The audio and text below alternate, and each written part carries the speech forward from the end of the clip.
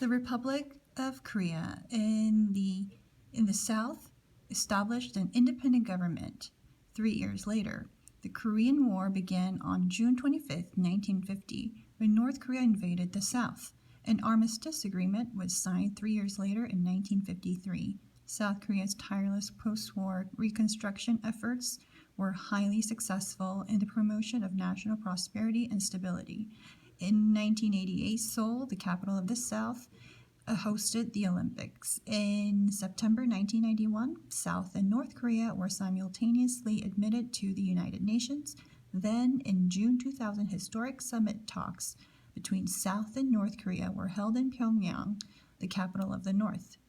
The 17th FIFA World Cup was held jointly in 2002 by Korea and Japan, during which the Korean national team achieved the legendary feat of being the first Asian team to proceed to the semifinals to the World Cup.